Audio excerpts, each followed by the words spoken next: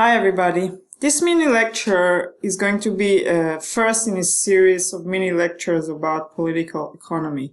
This week, week number 10, when we are talking about political economy, you will have this first mini lecture, but then also you should come back throughout the week because I will be posting additional mini lectures, as this is an extremely big and also very important topic when you think about politics and the discipline of political science.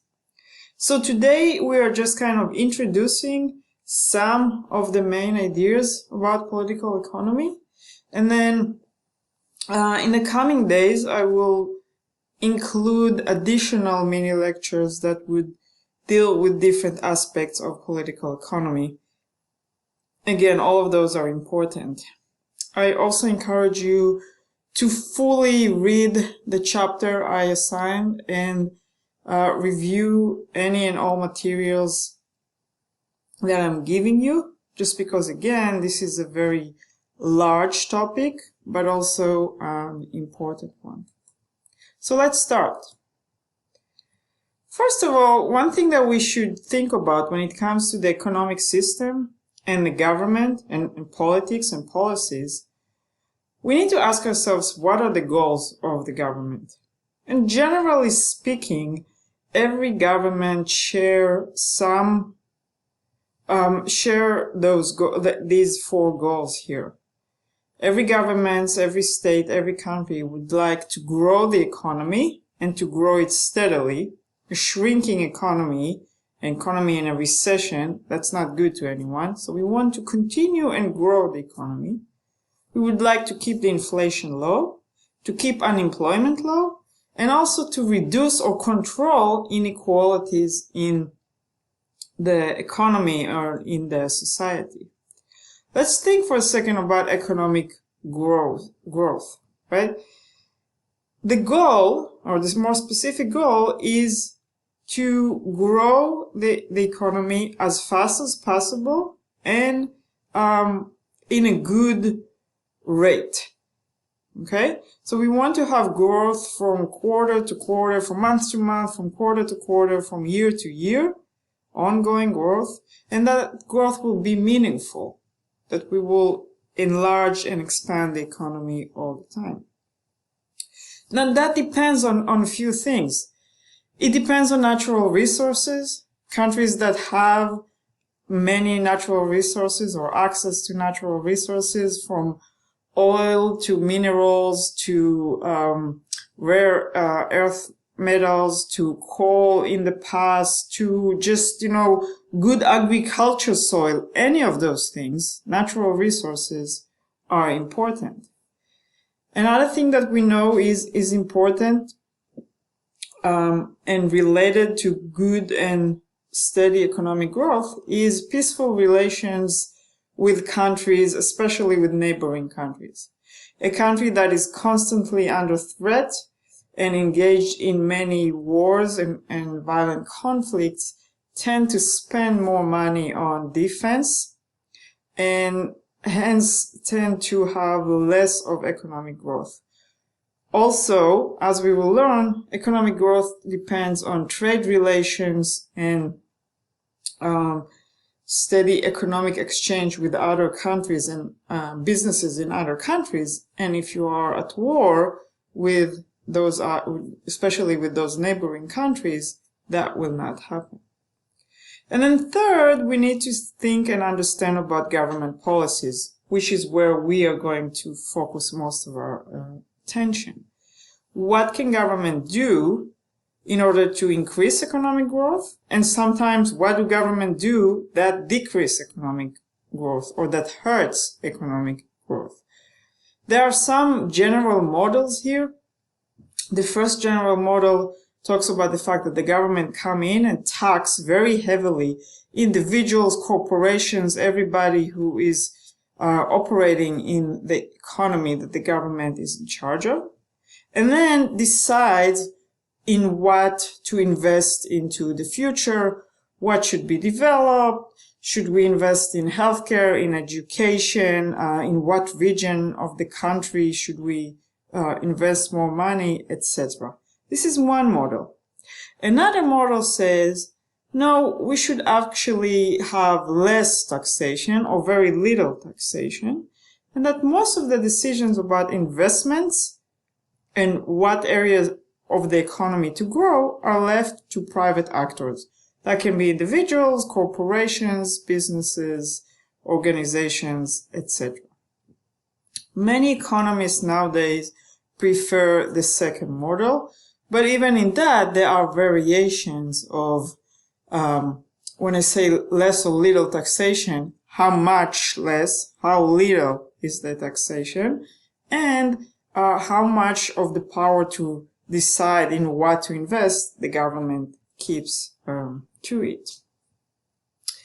And that relates in general to the question of how much government intervention do we want to see in the economy.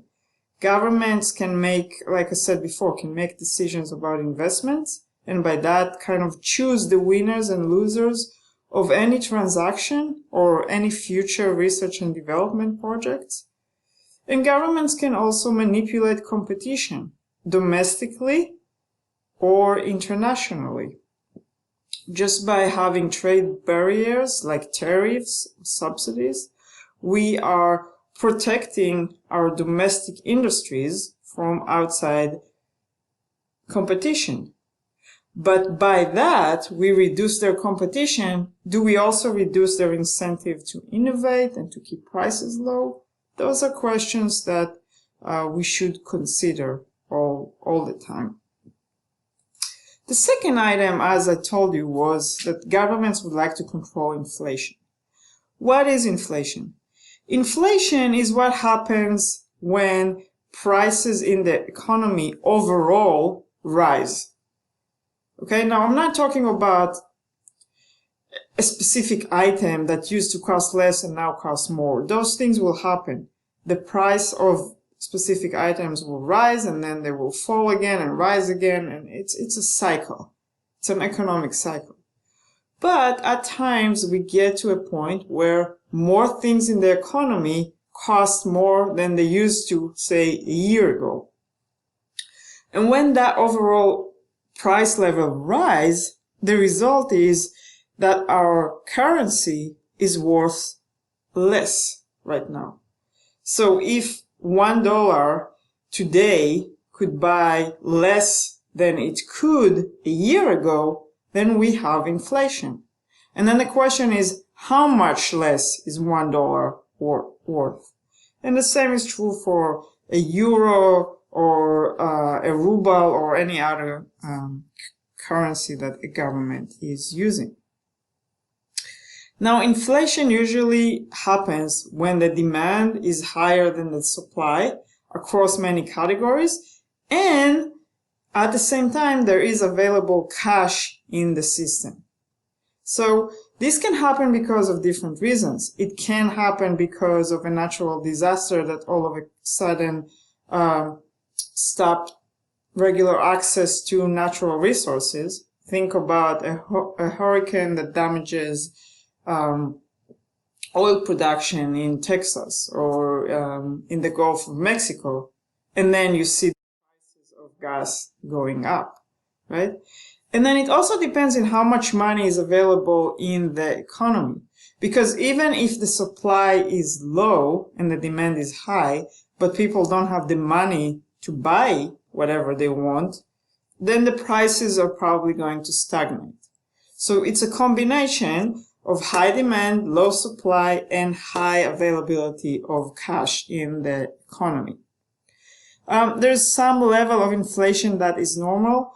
Mostly if it's under 5%, we kind of chug it off to regular cycles of the economy and regular processes. But at times we can see governments and countries fall into cycles of much higher inflation. You know, sometimes it can be 10%, sometimes it can be 20%, and it can be 500% or 5,000%.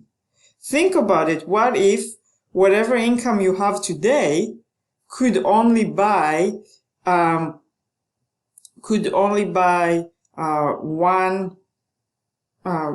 1/50th of what it can a year ago, right? So your money really in those hyperinflation situation, your money really is worth nothing, and it can change daily. The value of your money will go down each and every day. So this is where people are losing their life savings, because their life savings, maybe they saved $1 million, but that's not worth $1 million anymore. Maybe it's only worth $100 if we are living in a situation of hyperinflation. And we can look back into history and see how hyperinflation led us to a situation of crisis, economic crisis, social crisis, and even actual wars that resulted because the whole economic system collapsed. So governments would like, generally speaking, to control inflation. Unemployment is another thing that governments would like to control. Unemployment is the difference between available jobs and the number of people that are seeking employment. When there are less jobs available than people who want and capable in working, we are talking about unemployment. And we're usually talking about unemployment rate in terms of percentages that tell us how many of the people who want to work cannot find jobs at the moment. If unemployment is 5%, that means that 5% of the workforce cannot find a job at the moment. But again, if unemployment is 20% or 30% or 40% in some situations, this is a crisis situation. Unemployment damages the individual. First and foremost, they don't have the income to buy whatever they want and need to keep their family going. And number two, it also changes their own social position, their status, their self-respect, their respect others have to them. So it's a economic, but also a social and psychological impact on the individual. And generally speaking, high unemployment means that the economy is inefficient, and we would like to have an efficient economy that can grow on. Again, some level of unemployment is more or less considered natural. Anywhere at around 3 or 4%, that's a healthy economic activity. But if it goes above that, we can see local, regional, national, or even global economic slowdowns or even crises. Now, why do I say local and regional and national and global? Because we could see a situation where, say that a car manufacturing factory closed in a town in Ohio, that town now may experience for a year or two unemployment rate of 20 or 25%. But in Chicago, the economy will be different because it relies on different actors and factors. And so this could be localized.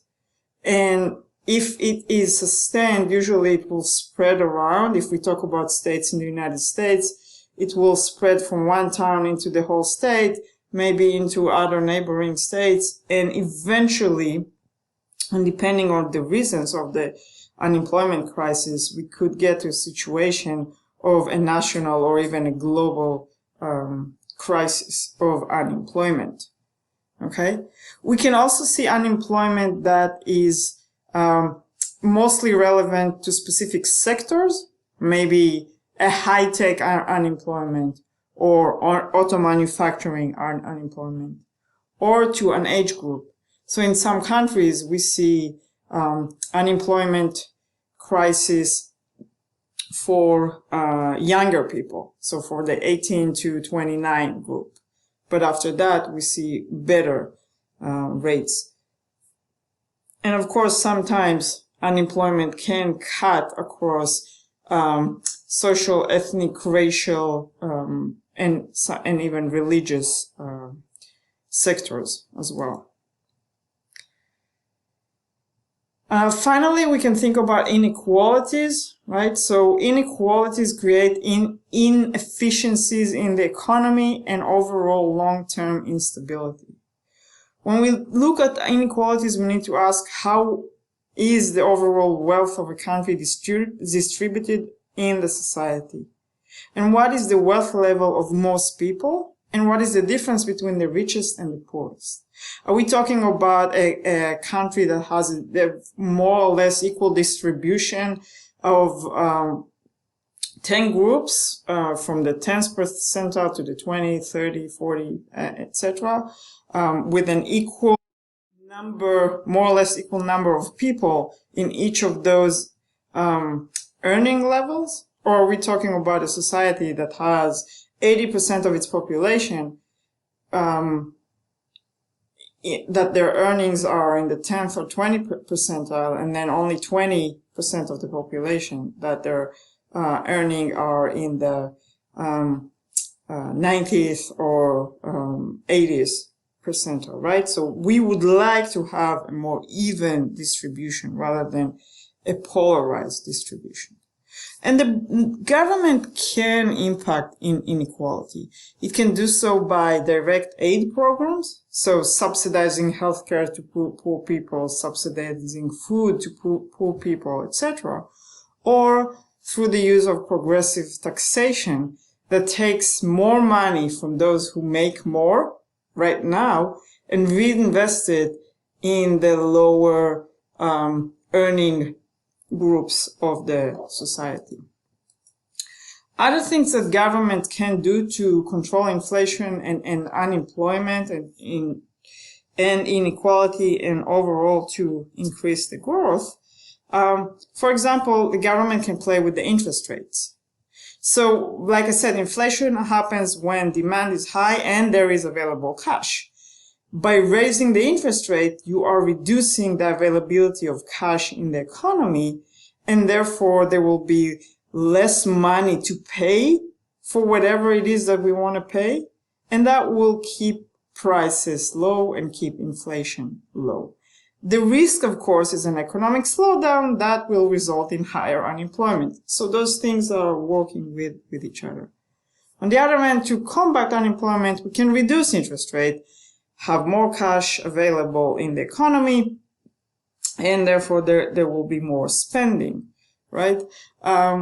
We can also have direct government projects, such as the big infrastructure plan that President Biden just introduced. If you pay attention, he calls it the American Jobs Plan, not the infrastructure plan, right? And of course, we can also invest in retraining individuals, because a lot of times unemployment happens when the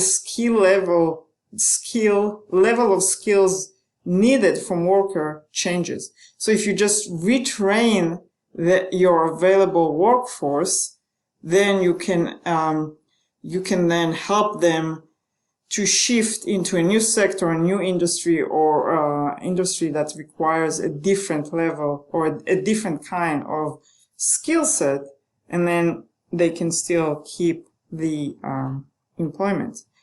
Overall, we know that governments that invest in education and technology can and maybe things like healthcare can also bring about higher rate of economic growth.